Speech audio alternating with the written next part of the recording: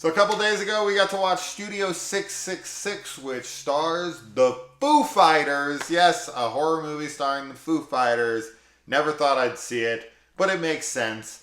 Dave Grohl has always been kind of this very charismatic, larger-than-life kind of guy. And their music videos always kind of have this very cinematic quality to them, with some kind of a story going on, whether it's like a parody of the Mentos commercial with the Futos, or the Learn to Fly video with putting the cocaine in the freaking coffee, or any of those damn ones. I don't know if I've ever seen a Foo Fighters music video. Oh. I know like a couple songs by them.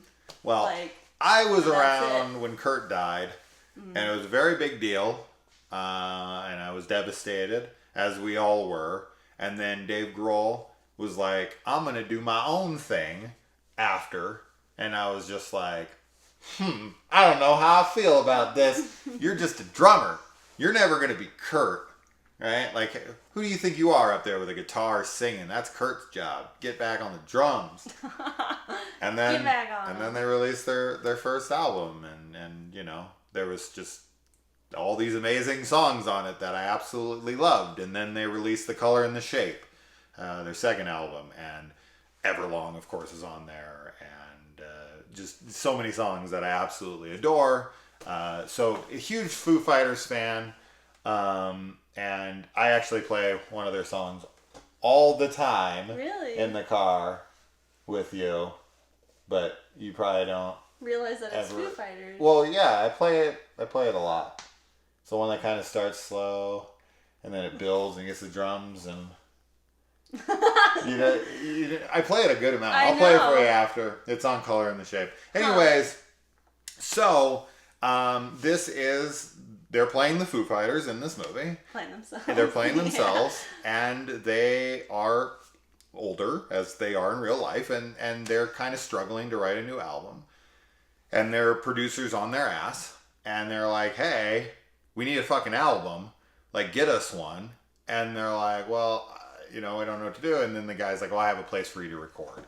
And so he sends them to this kind of out in, it's not out in the middle of nowhere. Somewhere in California. Yeah, like, but it's kind of a dilapidated, beat up, old, big house. Yeah, I guess it's not a mansion, but it's big. And as soon as Dave Grohl gets there, he's drawn in by the house.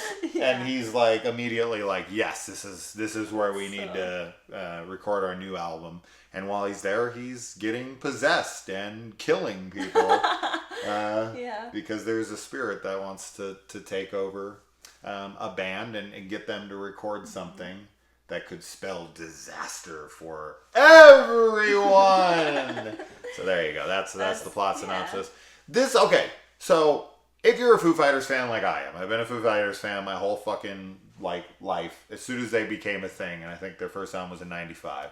I've been a fan ever since. So shit. Fucking, what are we at now? That's a long time. That's a long time. A long fucking time. Yeah. Longer than I'd like to say. What are we, 26, 27 years? 27 years? Mm-hmm. Ooh, doggy. Yeah.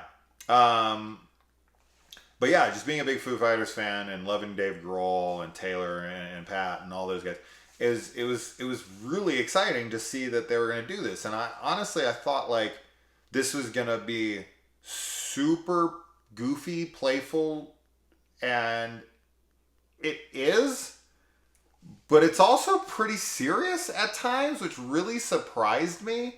And I think his name is BJ McDonald, I'm pretty sure, directed this, and he directed Hatchet 3. And so when I saw that, I was like, ooh, I wonder if that means this is going to be graphic. Oh my Holy gosh, fuck. It's so graphic. This has some insane kills. Yes.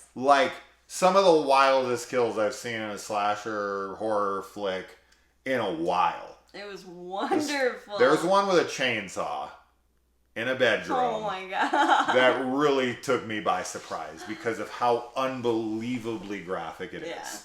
And I was like, oh yes. Every fucking kill in this movie is on screen and is wild and super memorable and awesome. Yeah. And they're musicians, right? Like, you're not expecting Academy Award winning performances. I think Dave Grohl's great. Yes, I thought he was really, really good. And then the rest of the band members vary from there. But it's kind of like, I don't know. But it's a playful film. It's super playful. So and like, it fits the tone. I don't know any of their names other than Sure. Grohl. And, obviously I'm not a 27-year-long Foo Fighters fan.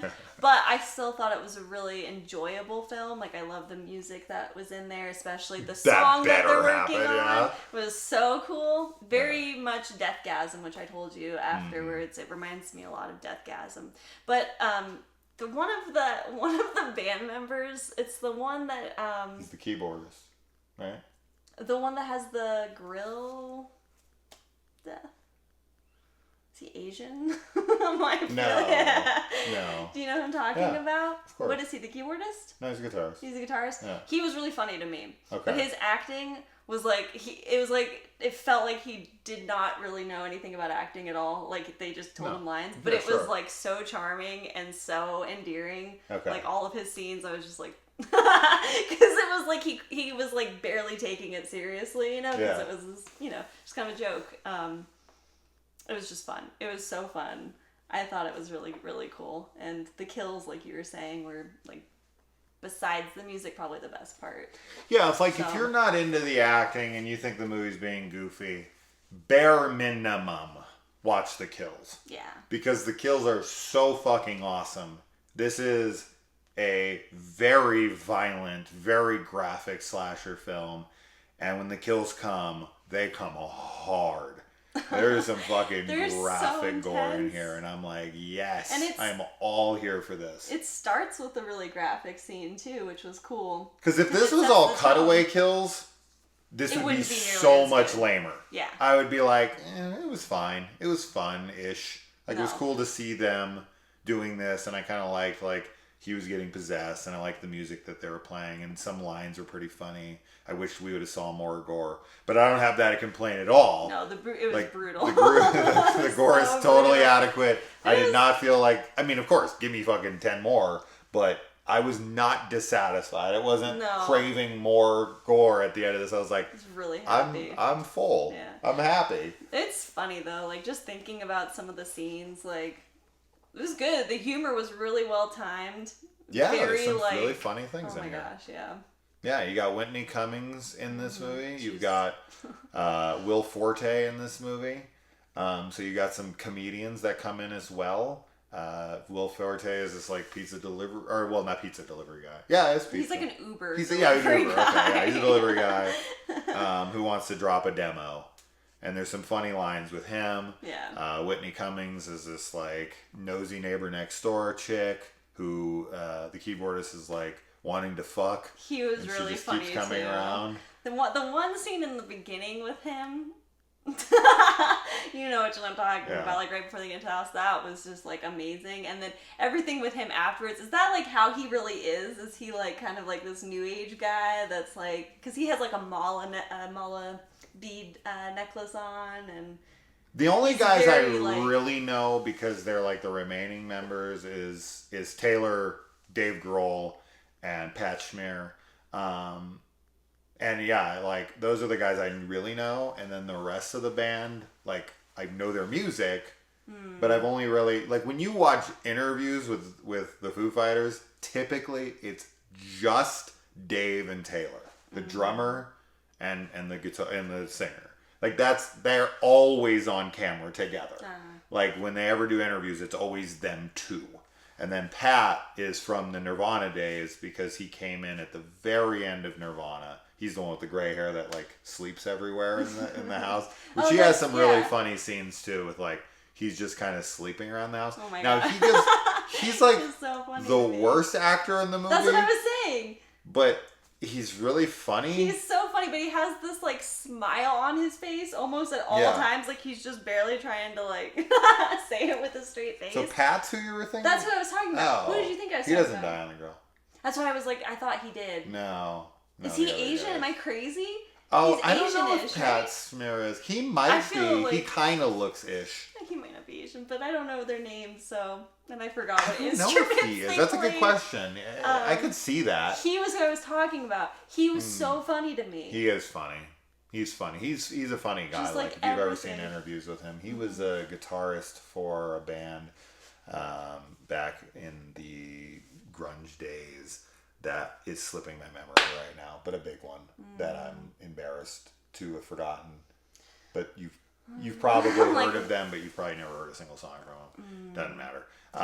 It does matter, but it doesn't matter. Anyways, as soon as we stop recording, I'll be like, oh yeah, duh, this band. But whatever, doesn't matter. Doesn't matter. No, this is super fun. If you're a Foo Fighters fan, even if you're not, even if you just want to watch a fun rock horror slasher with great kills and pretty funny lines that are a little on the nose and a little silly, and you can, but there's some really dark, serious stuff in here. Yeah. And man, like, I just can't say enough about the kills. Like, the kills are... They're fucking wild. A++. They're fucking wild. And that's what it should have been. And good on them for that. Mm-hmm. Good on them for that. And I would love to see BJ do some more. Because Hatchet 3 has some fucking gnarly, awesome kills.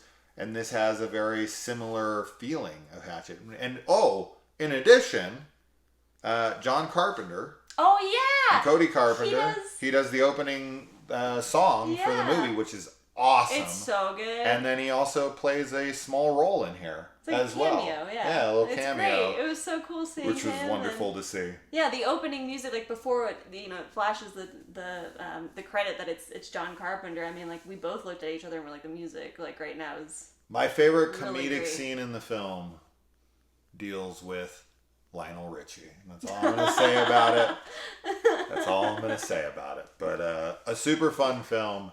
Absolutely worth a watch if you're any of those things. If you're a slasher fan, if you're a silly horror comedy fan, if you're a Foo Fighters fan, or if you're all of the above like me, this is perfect. Yeah, it's kind of like a dream come true. It's like, it's super fun. I would absolutely watch it again. Yes. I'd own it.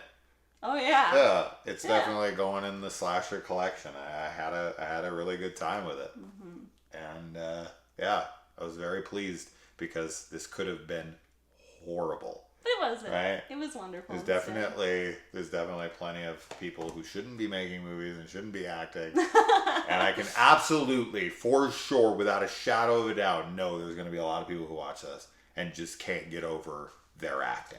They're going to be like, oh, this is terrible. But for me, it's the playfulness. Yes. And they're a fucking band. Yeah. That Dave Grohl, watch the episode of Hot Ones that he did very recently. And he discusses, like, how he came up with this. Right? And it's just kind of like a really quick, like, he just was like, fuck it, let's do it. And he wanted to do it, like, on the fly. Like, he was like, oh, let's just shoot it, like, really, like, as for fun, as just us. We'll just do it really quick. And then he's like, and then I turned around and there was like millions of dollars being thrown at it. And there was like, grips and extras and all this shit in the movie. And he was like, what the fuck is happening? So. It's cool. Yeah. Really cool. But,